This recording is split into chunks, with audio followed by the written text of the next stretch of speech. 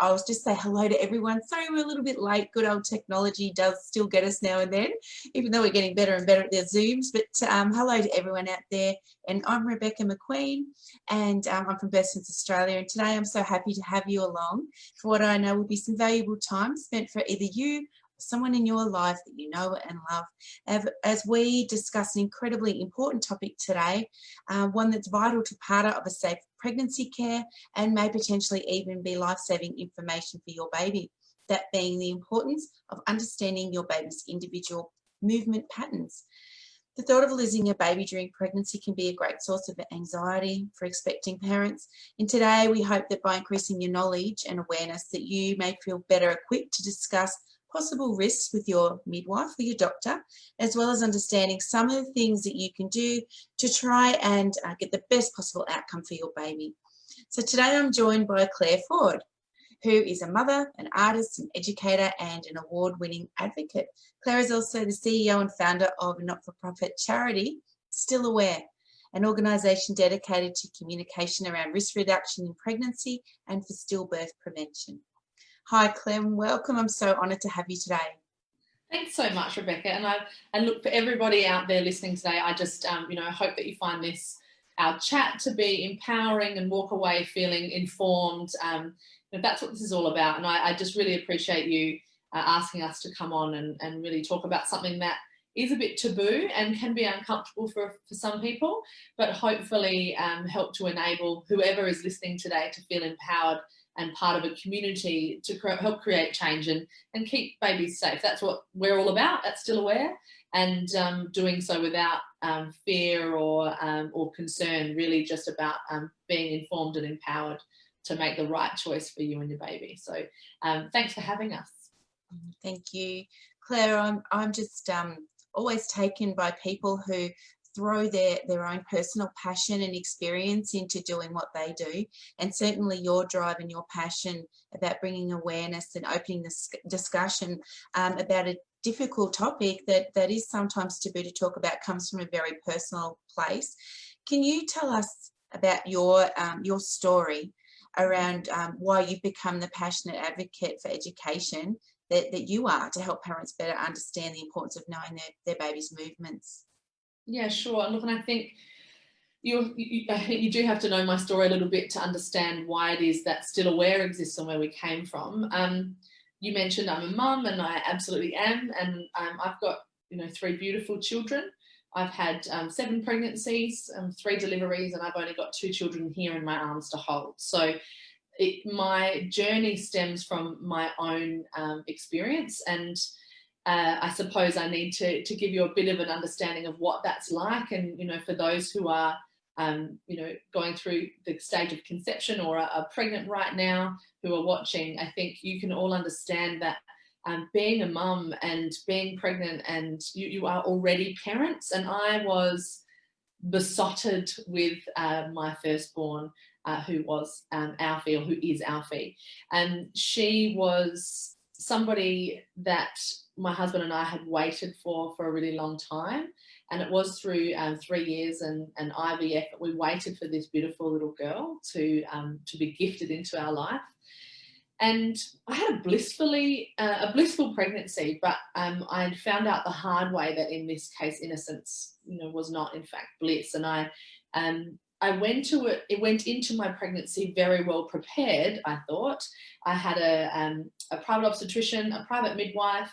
I even had a hypnobirthing instructor. I had an antenatal yoga instructor, and a pregnancy acupuncturist that I was working with. I wanted to cover all bases, and I'm sure there's some people who might be able to identify with that, just wanting to be well informed and well prepared, because I was besotted with this little baby growing inside me, and I wanted to give myself, my baby, and our family the best chance that we possibly had.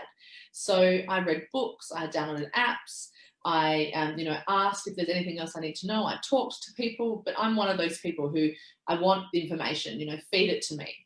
I never did look for adverse outcomes. In fact, I really, I knew about miscarriage and I knew about pregnancy loss, but really truly only in the early stages of pregnancy. So we did what textbook should, and waited for 12 weeks before we announced our pregnancy.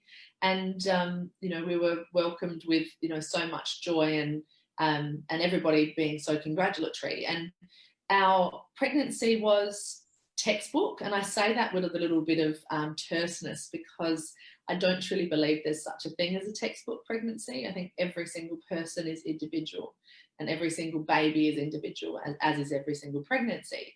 But I, was textbook and trouble-free. But I had noticed that our little girl was becoming different or behaving differently. I didn't know that that was reason for concern. So in our pregnancy, I got to know her very well. She, was a little mover and a shaker. The moment I started feeling her move, I had a ball getting to know her, reading certain books to get her moving. I'd play certain music that she loved. Like, she loved Haim, and she really didn't like Iggy Azalea, for example. And she would thrash around if she didn't like it, and really almost dance and do these beautiful swaying motions when she did like the music. So she was very interactive, and I loved that. And it was a wonderful experience for me getting to know her. So, nursery ready, car seat installed, bags packed, birthing plan organised, candles ready, massage oils, the whole kit and caboodle. At 38 weeks, I had a bleed, which, some people might consider would be the mucus plug, releasing, and not to be concerned. I also had been contracting, and I was having Braxton Hicks contractions, and that's what they called it. But they were regular, and just on that, Braxton Hicks contractions should never be regular. However, I went in to my obstetrician appointment, and I said, "Is this normal?" And I never really got an answer to that question, and in fact, I didn't really explain what I meant by that either. Because I had noticed that Alfie was a real mover and a shaker, and she wasn't moving and shaking anymore. She was a little bit more docile. I'd say that, she was a marathon runner, and she'd, sort of turned into a jogger. So it wasn't drastic, but it was different from what she normally was behaving like. And I said, "Is this normal?" And his response was a question, "Is your baby moving?" And I said, yes, because she was. But there was no further conversation entered into in that case. A week later, her movements had changed even more, and these Braxton Hicks had become more intense and more regular. So at 39 weeks, I asked the same question, "Is this normal?" And his response was, "Tell me what you mean," not tell me what you mean by normal, or any response asking me any further questions other than, "Is your baby moving?" That same closed question. And I said, yes, because she was. So our pregnancy progressed, and we continued on, and I then noticed her movements had changed even more. So she was a completely different individual over a 2-week period. The night before we went into hospital, she started going crazy. It was as if she was trying to jump out of my belly. It was really a strange sort of fitting behavior. I looked at my husband and I said, "I think that this baby wants out." And I then followed that up with, "Oh no, that's right, babies slow down before they're born." Now, again, this information was, I'm not sure who actually said it, but it was multiple places that I'd heard, babies conserve energy. They're running out of room. It's totally normal for them to slow down. And so I sort of placated myself and thought nothing of it. We went to bed, and that was, sort of 9 o'clock, so between 7 and 9, that we were sort of discussing how her movements were being strange. And then at 2 a.m. was the last time I ever felt her move.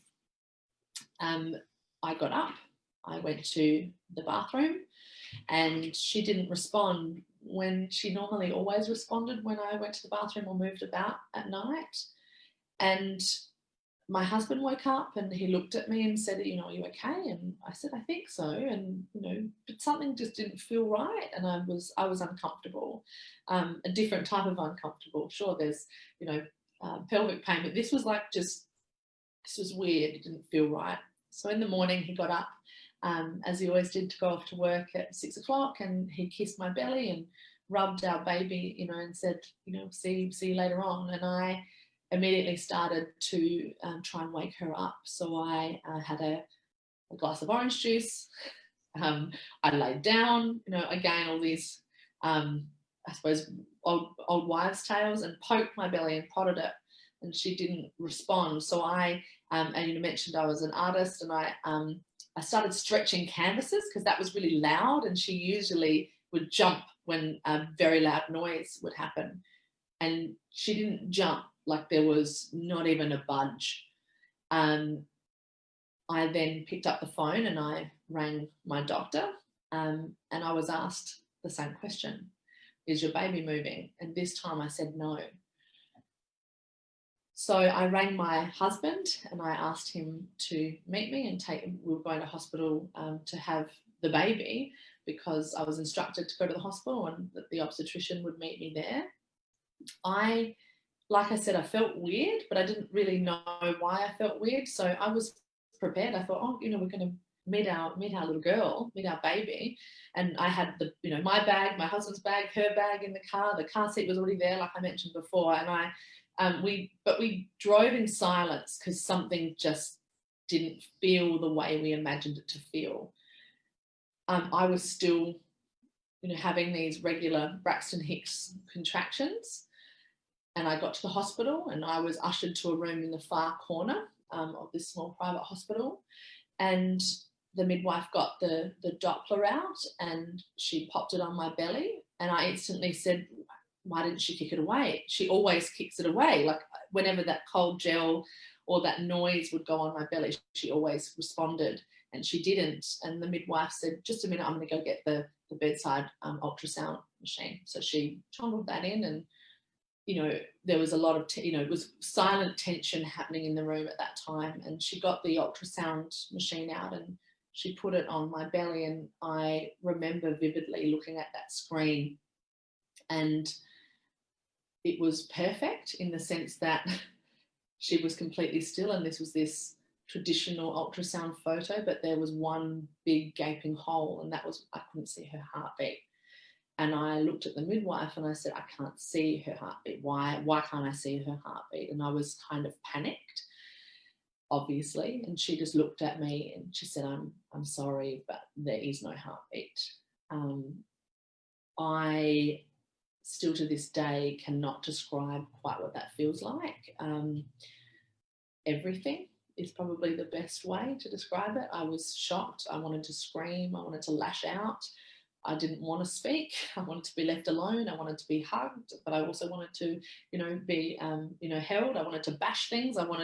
It was literally everything all at once, just engulfing me. And I had all this emotion and this adrenaline and also this complete and utter shock that was making me feel very stationary. And I was ushered out on a wheelchair, and further tests were done. And then it was like, right, well, you're going to have this baby now. And I weirdly went into this mode of, right, well, this is my birthing plan. And then I thought, actually, none of that matters. This is not what I imagined this would be. And I didn't really understand what was going on. And nobody said the word stillbirth, and still hadn't, until they passed me some paperwork and I read it. And then I went, right, okay, so my baby has died and I'm going to be delivering a child who is dead, and she's going to be stillborn. And my husband and I were just sitting there like gobsmacked. This was not how we would imagine being, our first daughter being, born into the world, and the type of parents that we would be. And the thing that really hit home to us is, well, why didn't anyone tell us this was a possibility? And, I had 5 professionals that were all leading professionals in their field that I had engaged with. I'd read books, I had apps, I had all this stuff, but I'd never read the word stillbirth, and I didn't understand that.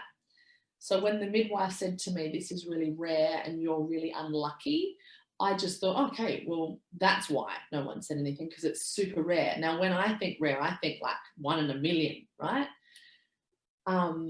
but it's not.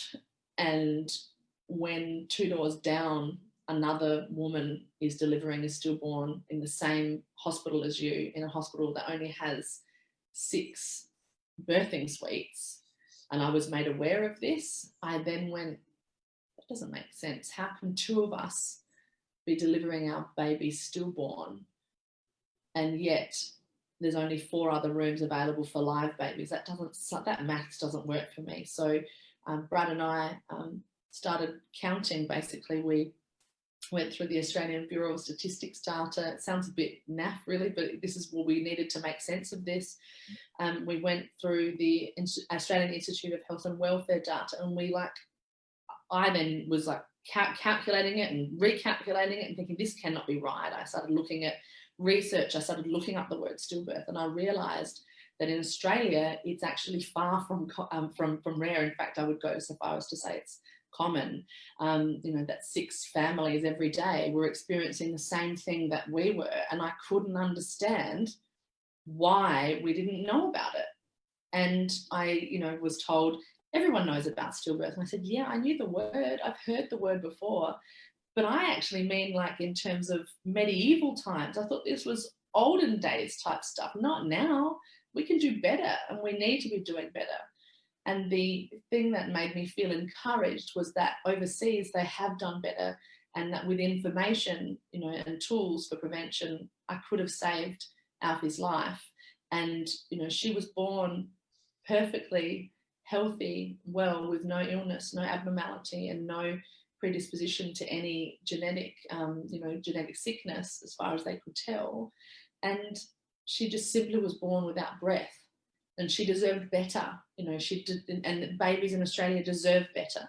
So that is where I suppose Still Aware came from, because nobody was talking about it before we existed. Nobody was talking about preventative measures to help keep a baby safe. And if everybody knows this information in pregnancy, I'm talking we could save 3 babies a day of the 6 that are stillborn just through a simple conversation. It can truly save a baby's life. And I wish that I was given that opportunity to have that conversation. But instead, I was asked a closed question, is your baby moving? And to which my answer was yes, until it was no. And by then it was too late. Your story is amazing that you can share it like you do. I guess it's been how long now since Alfie was born? Yeah, so she was born in February 2014, and we started Still Aware in the same year, 6 months later, because I wouldn't have started without the support of my husband and my family, encouraging me just to, and I'm also I'm a very stubborn person, and I also can't sit back and let this continue to happen for other families. And every day that I waited, it was another 6 children that were dying unnecessarily. So, Alfie was, I like to think of her as changing the world from the skies, and she really is, a force to be reckoned with, and she has a mother of the same cloth. And I certainly believe that she is the reason that this organisation exists, but she's not the reason I do this every day. It's for every other family, because I would never wish this level of grief on anyone. Yeah, your bravery in not talking about your experience to help others is really and truly amazing to me, Claire. You've mentioned a couple of, and I'm sure when you tell your story, there's not a dry eye in the house, like the one here in Melbourne. But you mentioned in your story that there was a closed question that kept coming at you, and maybe if you'd been asked a different question, you would have elicited a different response. What is that question that you wish you'd been asked? I wish I'd been asked, tell me about your baby's movements, or tell me about your baby, or what's your baby like? It would have made me think differently. I was also, it's interesting, there was some forms of communication with my obstetrician when I was talking about the repetitive Braxton Hicks. And he said, well, can you handle it? And I thought, of course I can, I'm a woman, hear me roar type thing, you know. And I said, and I've often said, if there was a way that I could have, if he had said, can your baby handle it? I would have absolutely said no, because who really can handle being squeezed constantly, you know? And every time you contract, that is actually, you know, that's a breathlessness. Anytime you're squeezed, you imagine being squeezed and hugged too tight. It takes your breath away. So to have, you know, that's why we have rules and mandated rules around levels of care. And unfortunately, you know, in too many cases across Australia, the level of care isn't followed, and the safe practice guidelines are not followed. And, you know, even the basic level of a CTG, I was never offered a CTG. I didn't have an ultrasound other than the early ultrasound, and the, you know, the one that I had where I found out that Alfie was stillborn or would be stillborn. There is levels of care that need to be fulfilled, and it's our right to have that. And I think it's a system, unfortunately, that has failed so many people. But I think we don't have that far to come. I suppose we can improve, and if everybody wants to and validates these little lives for what they are. And I think, you know, I still had to deliver Alfie. You know, she was, you know, perfect in every way, and, you know, she was the right size, the right weight. She had all the right fingers and toes, and, you know, beautiful eyes and beautiful rosebud lips. You know, she was our daughter and still is, and she grows up, you know, with our children, but she'll forever be our youngest. It's a really bittersweet space. And children change your lives, right? You know, and she certainly has, just in a way that I never quite imagined. And, you know, I'm very fortunate to have two more beautiful children here, you know, Archie and Ada, but they don't replace her. Instead, they have an older sister that they'll never meet, and that's awful for them too. You know, to think, well, what would have been like? And so I think, you know, these are little lives, you know, that I'm talking about. This is not, you know, a pregnancy that was, and that just, you know, it's not an unfortunate situation.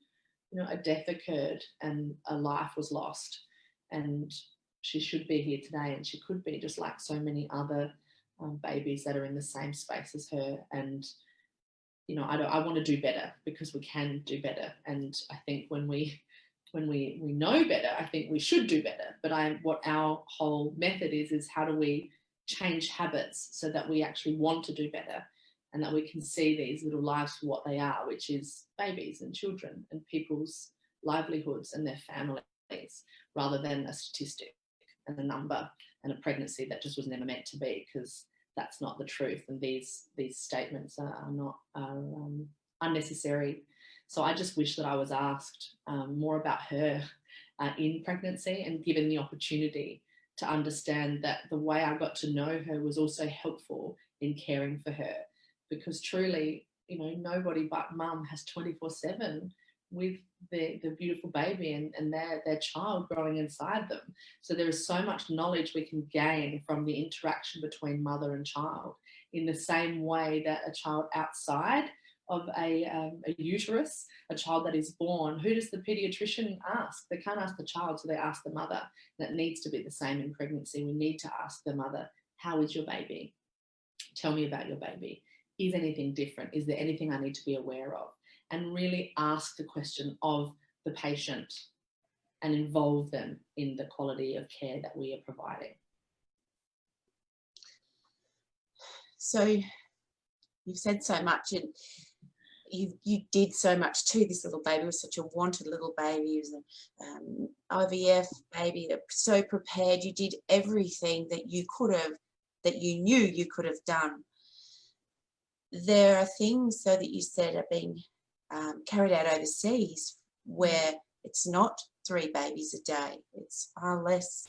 So there are more things, by the sounds of what you're saying, that women can do to prevent stillbirth. What are some of those things, Claire?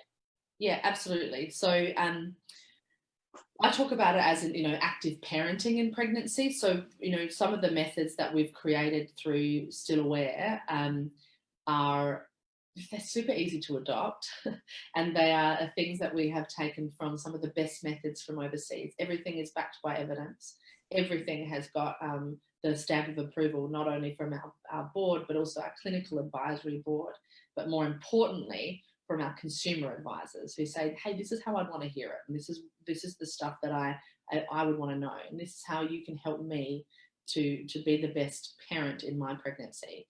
And I think it's quite simple. There's some very, very simple key things that you can do daily in your pregnancy that is protective, regardless of your risk. So the thing that I find I need everyone to be aware of is that we know about what not to eat, rather than maybe what to eat, but what not to eat in pregnancy to avoid listeriosis and making ourselves sick and our baby sick. We talk about how to safely wrap a baby once it's born, and these are all really critical, crucial things. We talk about injections and making sure that we help a vulnerable child or take away some vulnerabilities. The thing that is in pregnancy is we don't know who the vulnerable baby is. So everybody needs to adopt these daily actions in pregnancy, and particularly when mid-pregnancy and then definitely as term gets closer. So from 28 weeks, there is things that you can do once you have got that bonding happening with your child that can tell you how they are. So how do we get to know who they are so that together with you and your care provider, you can ascertain how they're going. So who they are to know how they are. So one of them, the biggest things or the biggest identifier of a potential baby, a vulnerable baby at risk of stillbirth or an adverse outcome in pregnancy is the way in which they move. So this is not, this is how the vulnerable baby is going to move. Rather, it's different from what is normal for you and your baby. So it's really important that mums and partners involved in caring for this baby in pregnancy play with their baby every day. So what I mean by that, pay attention to the pattern, the strength, and the frequency of movement. So what is actually that pattern of movement? So does your baby wake you up in the morning? Does your baby wake you up when you go to bed? Is it in the middle of the day when you sit down and relax for lunch? Find out what your baby's pattern of movement is, and that should remain consistent throughout your pregnancy. The strength of baby's movements should slowly increase. So basically a baby will get stronger because that's the whole purpose of what's happening in there. So the strength of baby's movements should slowly increase. A baby's movement should not weaken and it should not slow down in movement.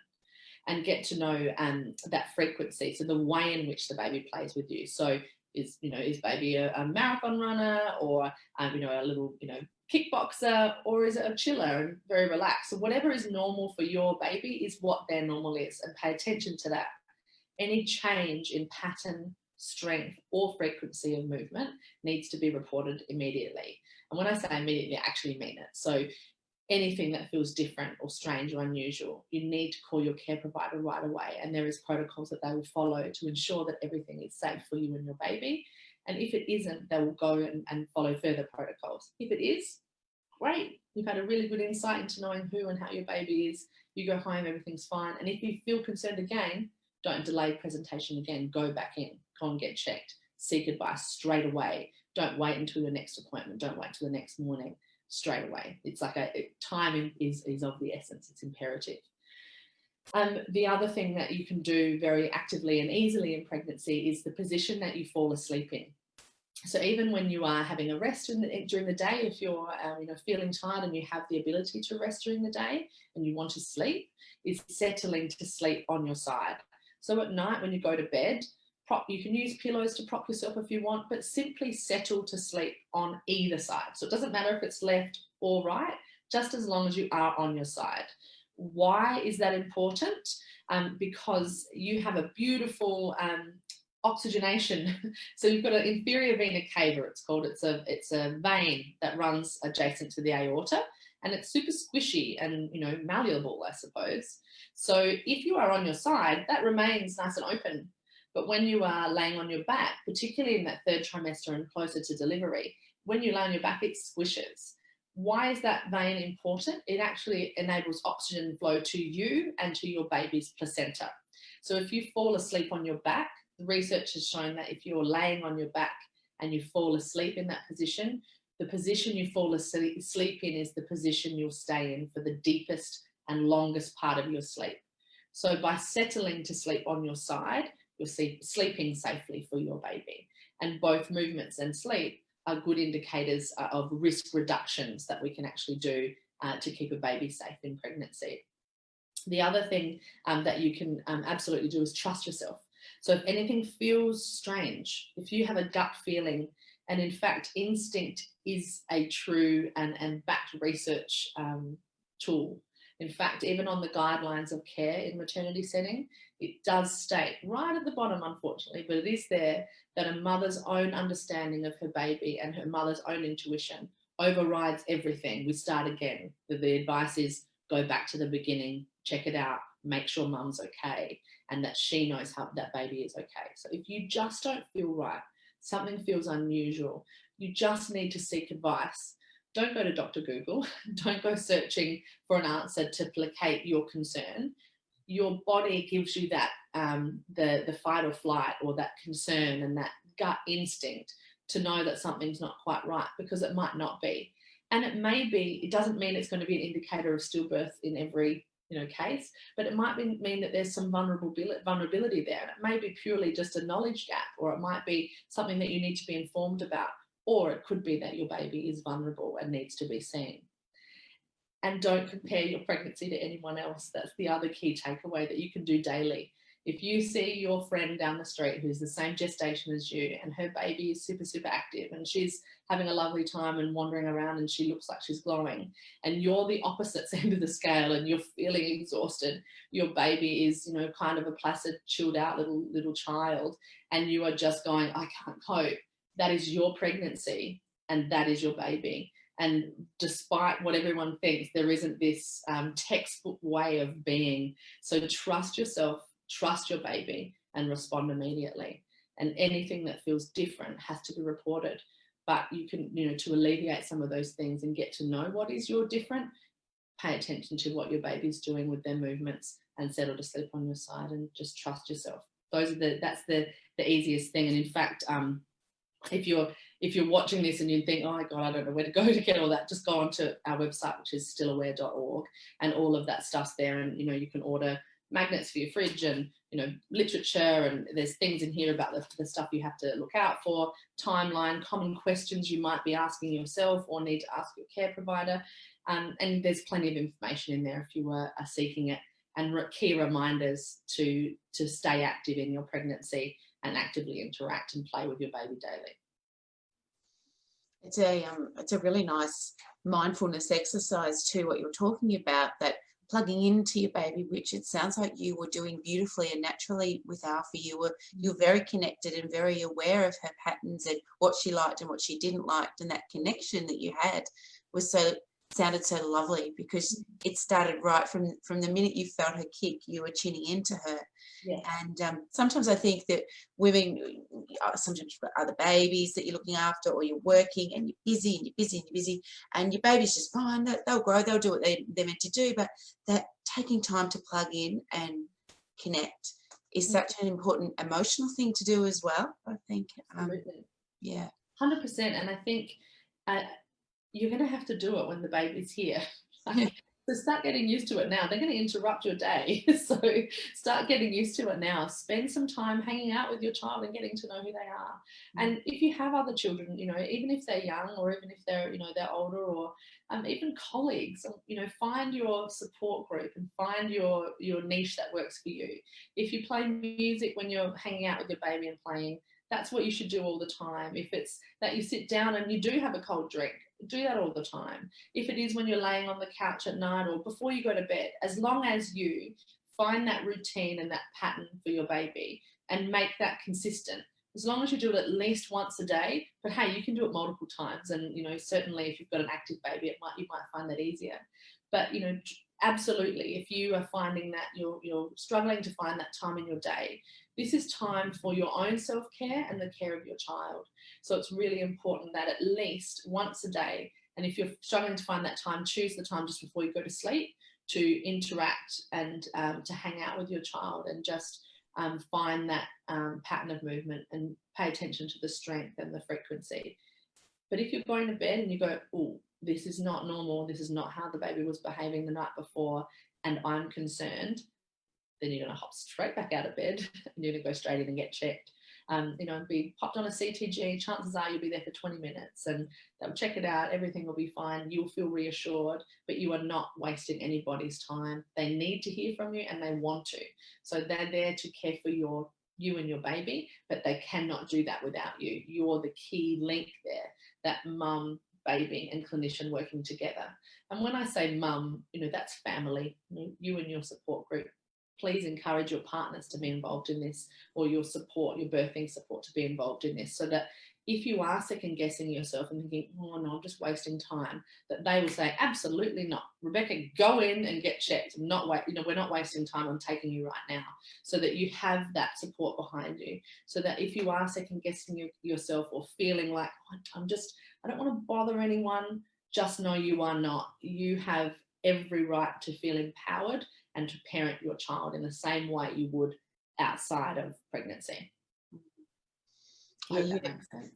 Oh, it does. You when you told your story, it came across very strongly to me that you had the feeling that something wasn't right, but then when you voiced it, it wasn't going anywhere. And I can't imagine that frustration that would have been there for you. And I think that listening to your own intuition is important. And probably humans are some of the only species that don't tend to do it. Most species do listen to their intuition, and if they sense there's anything wrong, they'll either take off or they'll do something about it. But humans have got this brain that can override, I'll just be sensible, I'm overreacting. So that talking yourself out of it, just much easier. Yeah. And it's funny that you say that, because it might be ingrained in us, but we're also taught to ignore it. And I think, and I think that's a very generalist, comment, but we're taught to just ignore it.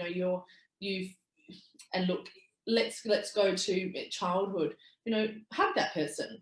You have to hug that person. That's the nice thing to do before we leave. Yeah. But if you, as a child, you're like, I don't know if I want to hug that person's a stranger. That's your gut. But we are taught to be so polite and so and to do what's right and polite and kind, that inadvertently what we're actually doing is suppressing our own intuition. So it might seem easy to pay attention to it, but it's actually hard.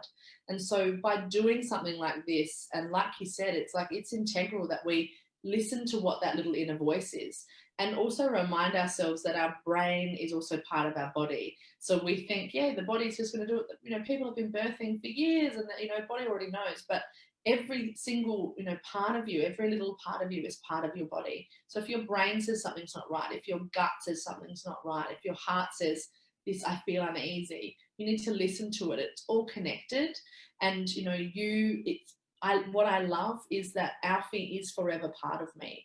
So what I find, I suppose, comforting, there is a grief that lives with me forever. You don't get better.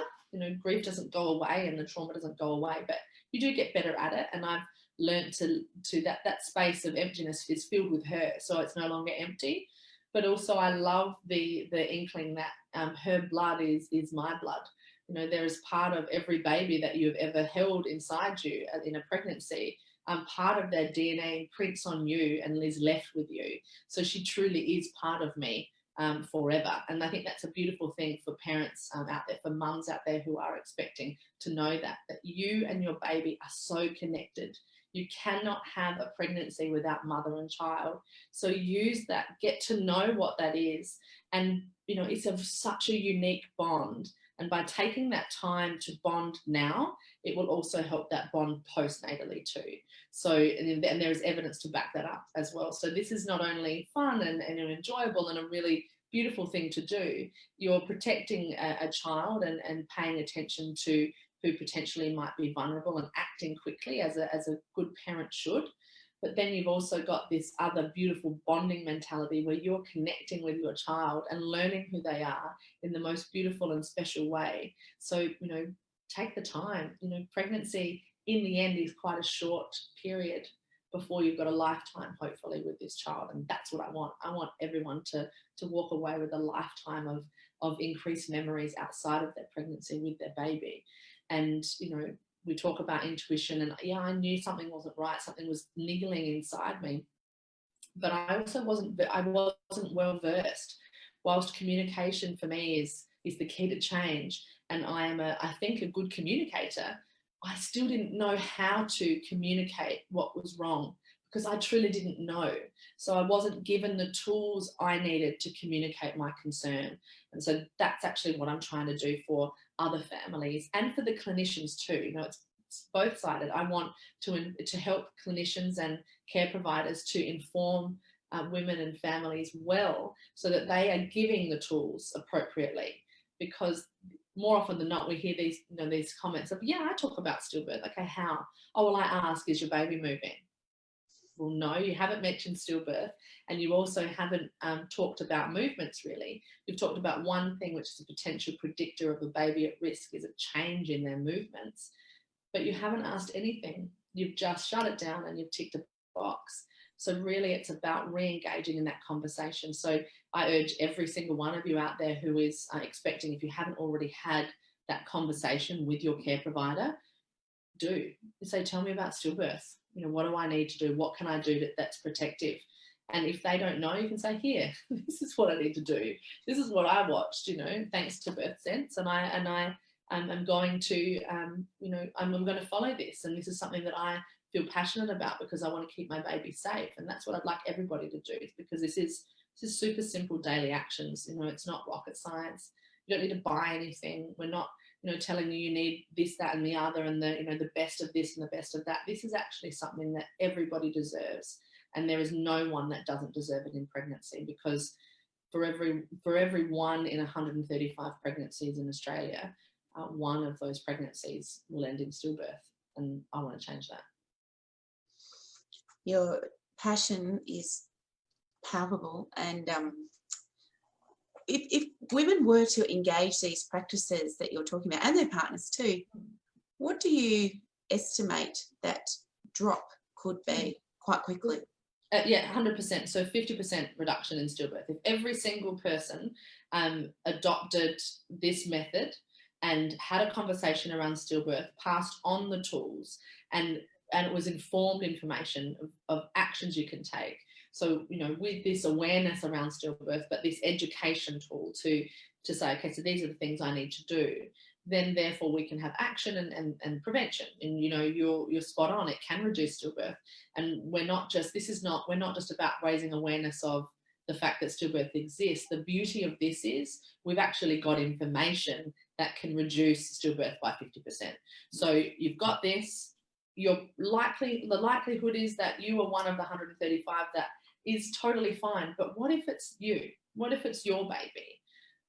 I just urge you to take the precautions. There is no downside to this. This is information that, you can take on, you can easily action, hang out, play with your baby every day, settle to sleep on your side, trust your gut, go in and get checked. It's very basic, easy to communicate tools.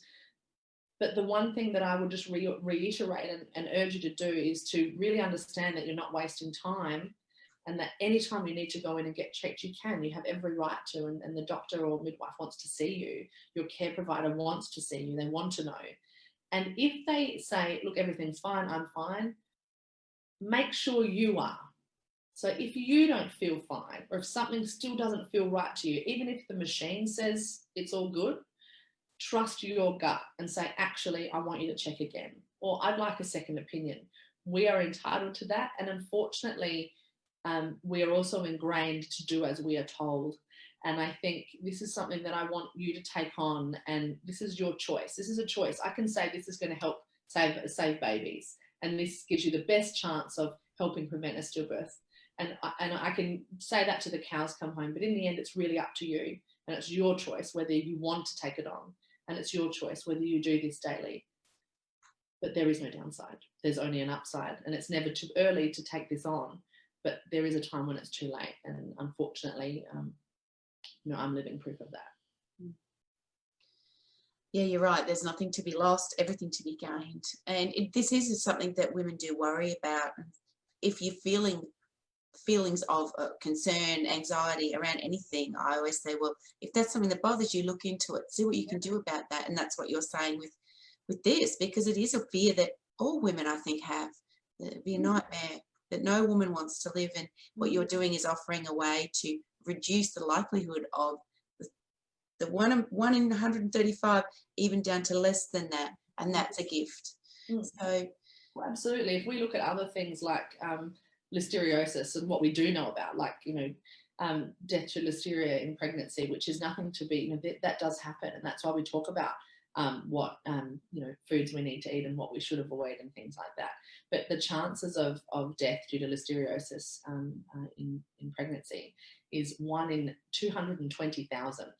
oh, wow. So when you compare apples with apples here, we're talking about the leading cause of infant death in Australia is actually stillbirth, but we don't talk about it.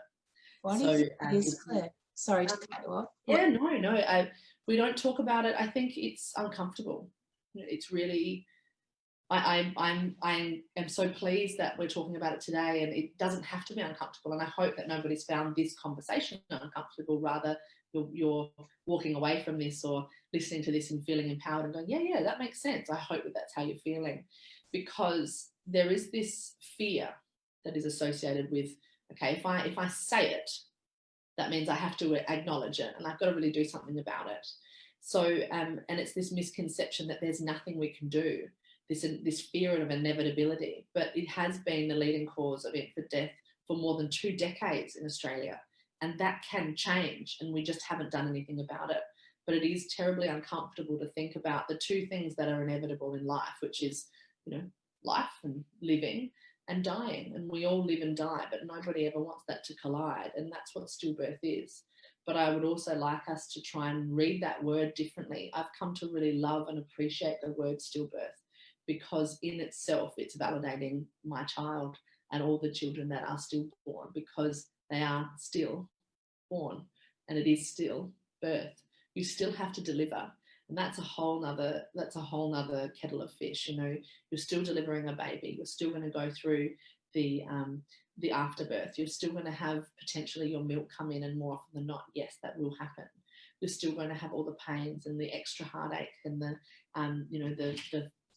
5-day blues. But that's coupled with the grief and trauma of loss, of losing a child. So I think it's really it's a devastation we can avoid, and I'm trying to help people avoid that and give them the best tools to not only prepare them for an amazing pregnancy, but hopefully with the best outcome. And for those of you who unfortunately won't have the best outcome, I don't want to be the person that chose not to tell you that unfortunately, stillbirth is the leading cause of infant death, and we need to do everything in our power to potentially prevent that and save these little lives. Thank you for the work you're doing. It's such important work. And tell us, Claire, you mentioned earlier that there's some myths around, I think there's myths around pregnancy, around babies. What are the myths around babies that we should just write off right now? Totally. Well, great question, because there's plenty. But if I just name a few, some of the ones I've already talked about, earlier, and when I was talking about my story, and some of the ones that I even referred to or did, that whole myth that a baby slows down before it's born. So the best way for me to describe this, and it's really important to understand what a baby's movements are. So particularly for a first-time mum who's never had a baby moving, a little alien feeling happening inside of you. But, if you imagine wherever you are, watching this webinar, that the room you are in is the womb and you are the little baby. Early on in pregnancy, it'll feel like a little tickle, and that's just movements that mum can feel because you're in this pool. Then eventually it'll become more like a spa, and you are bigger and you're stronger, like I talked about before. So you punch the edges and you kick and you poke. And these are feelings that partner can feel, dad can feel, that friends and family and other children can feel. And That's really exciting. That's when you start to, be able to help you monitor the movements. Then as pregnancy progresses, there's less room, but that does not mean there's less room and the baby will not move as a result of it. Rather, the movements differ. So it will be more like sweeping movements and deep sweeping movements, or you might physically see the baby shift. That's what you need to pay attention to. Those types of movements are your baby's frequency, pattern, and strength. Pay attention to that. Any change in that needs to be reported. But this myth that a baby slows down because there's less room to move is total nonsense. A baby should not slow down. And in fact, a baby that slows down close to term is potentially a baby that's conserving energy.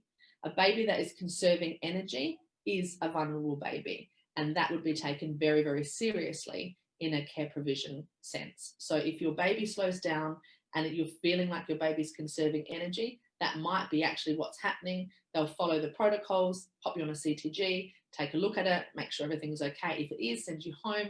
If it isn't, or you feel it isn't, we start again and we have a look at it and we go through the next stages of maternity care provision. So baby does not slow down before birth, and they will move up to and during labour. Another common myth you heard me refer to was how I laid down and I had an orange juice and something cold and I poked and prodded. If you are concerned about your baby's movements and it is you're paying attention regularly, don't delay presentation by trying to wake a baby up or to delay presentation by having a sugary drink or something cold. If we even look at it physiologically, I don't know, there'll probably be people that are watching now who are pregnant who've gone in and maybe the midwife said, here, have a cup of ice, chew on the ice and we'll get the baby moving, or go for a little walk just so we can get a better CTG, or we change that position. Now, the interesting thing there, if we talk about the ice, a hydrated woman in pregnancy is really important and hydration is key, but ice is not going to wake a baby up. So if I ask you a question, if you ate a piece of ice now, when does it turn to water by the time it's in your mouth? Yeah. Pretty early on. Probably. Maybe if you've swallowed the piece of ice, it might take a little longer. Yeah. But by the time it gets to your beautiful baby's placenta, it's not ice. It's not going to wake that baby up in the same way that a sugary drink or sweet things shouldn't really pass over the placenta. The placenta is an amazing organ that your baby has in pregnancy that is its lifeline. It provides all the food and the nutrients and it sucks out the good stuff and gets rid of the bad. So if it's sugar or, it's a bit like me saying, oh, Rebecca, there's a child laying on the floor here. Let's give it some ice or a chocolate bar and see if it's any better. We don't need to delay that. That wouldn't work.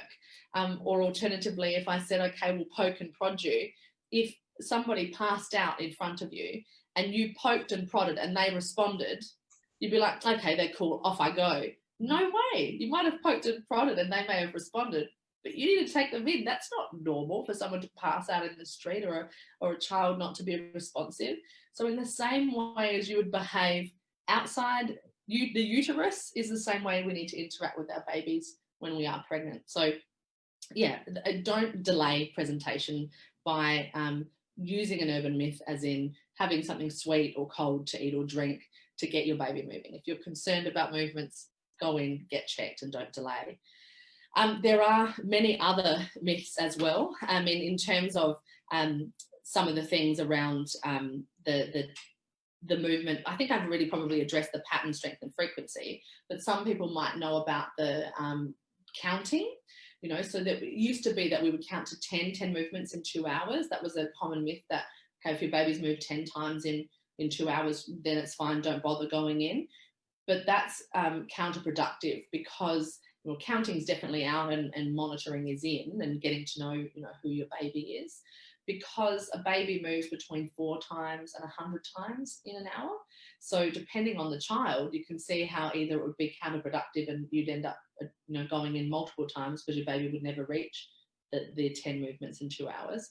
Or alternatively, you would think everything is fine, even if your baby normally moves 100 times, if it did move 10 times. So it's counterproductive. It's not an appropriate measure of how your baby is. you need to find out what it is that you do to get your baby moving. Is it playing music? Is it, rubbing your belly? Is it talking to your baby? Is it reading a book? Is it just laying down and being present? Or is it having something to eat or drink because that's your routine, but not to try and get the baby to wake up? It's the common practice is what you need to pay attention to, not a specific number, because also then that means you're comparing to someone else. Just, like I said before, don't compare it. The other thing that some people might be concerned about is the position of their placenta.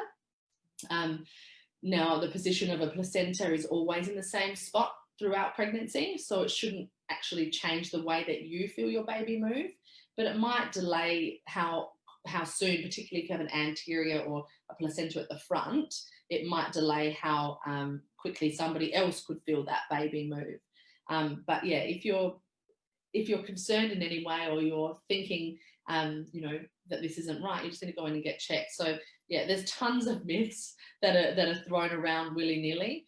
But yeah, those are some of the most common ones that, and the same with, if I lift my hands over my head, is that, going to, damage me in my pregnancy? There's a lot of old wives' tale. And I think a lot of this comes from very, very old world times when, we were, as soon as you were pregnant, you were put on bed rest and you were treated as if you were hopeless, and that everyone else needs to care for you and we've got this.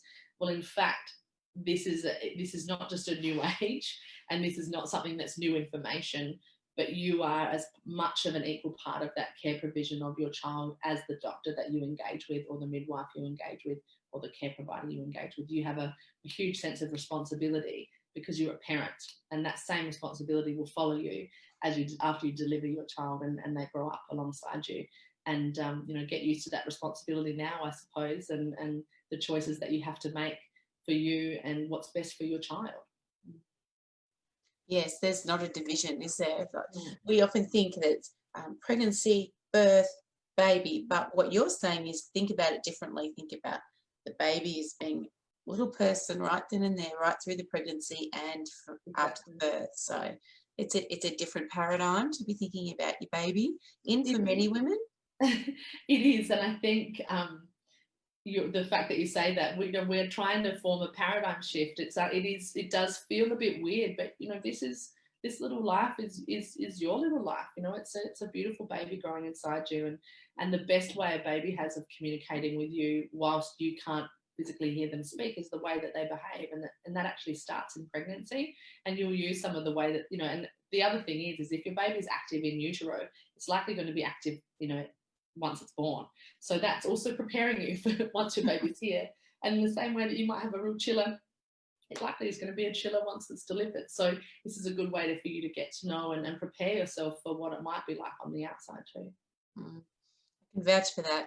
Certainly one of the things that I speak about in my classes is that music that you consistently play, potentially relaxation type music, if you're doing any of that type of preparation, you can also use that music for once your baby's born, and a lot of babies will settle to that music as well post-birth because they're here and they look for your voice. Like when my son was born, there's lots of talk in the room, and then when my husband spoke, that little boy moved his eyes. It's like, there you are, I've heard your voice all through this pregnancy, and there you are. And it's they're very conscious little beings. So I love that.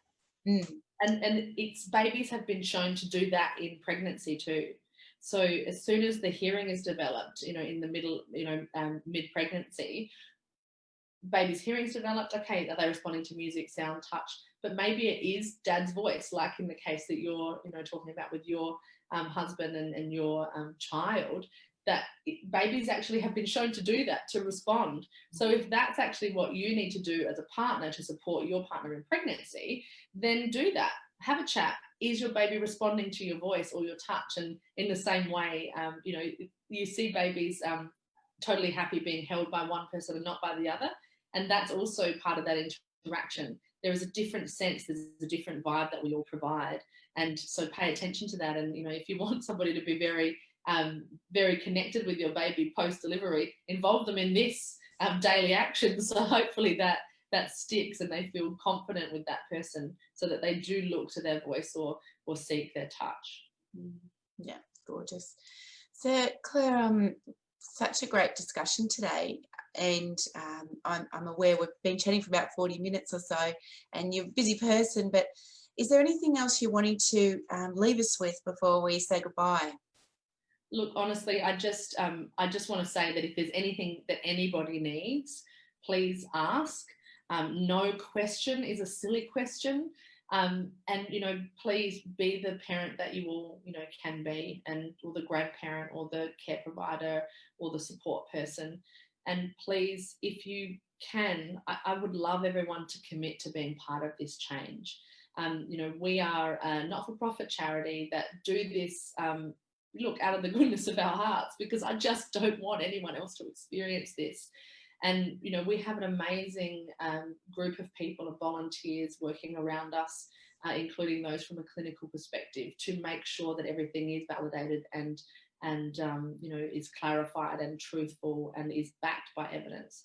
But what we've provided you with is really easy to use tools. If you are pregnant, if you know somebody who's pregnant, if you are thinking about conceiving, make sure you're aware of what you can do to get to know your baby before they're born, and some of the other things that you can do as precursors to even conception to help reduce your chances of stillbirth, which you can look and find on our website and contact us through that too. We'd really love to hear from you.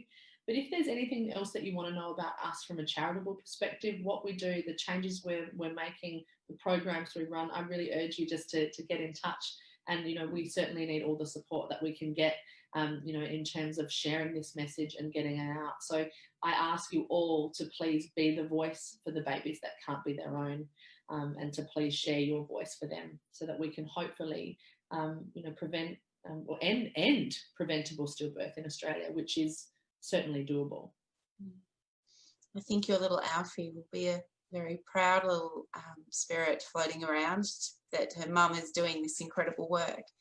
I think what you've shared with us today is such invaluable information and about a confronting topic, and but it's conversations like this that bring change, and I can't thank you enough for the incredible work that you're doing. And certainly for anyone who's listening now, I'll be popping Claire's charity on our Handy Contacts page, Birth Centre Australia Handy Contacts, so you can link on through and read more of that information that Claire's been chatting about today. And I just want to say a big thank you to everyone who's listened, and certainly Claire, for you for sharing your very personal story and for the work that you're doing to bring awareness for other families. You're pretty amazing. So I just thank you, and I really appreciate everything you shared with us today. Thank you so much. And look, I likewise, I ditto, I should say, for all of the, the fact that you are allowing our voice to be shared, through Birth Sense is really important. And I'm proud of my little girl and, my firstborn. And I'm proud of what we have achieved, but we cannot do it alone. So it's a community effort. And, it's conversations like this that will create the change that we need. So I really appreciate it. And, like I said, anytime, be really happy to chat and, help people understand what they can do that is protective and help them bond with their babies and have the happy outcome that everyone deserves, and to take their baby home with them. I love it. I love it. I'm a big advocate for prevention, and what you're doing is exactly that. You've taken something very tragic and you've turned it into something that I hope is very empowering for people to hear. And I know that's your intention too, not to scare, but to empower. And I think you're doing that really well. So thank you so much. And thank you to all of you who've listened in today. And we'll be bringing more interviews with experts and friends to you. Keep an eye on our social media pages, where we'll be letting you know about people who understand, they're experts in the area, about getting the right information from the right people to you. So, bye everyone, and thanks again, Claire. It was fantastic. Anytime. Thanks so much. Bye.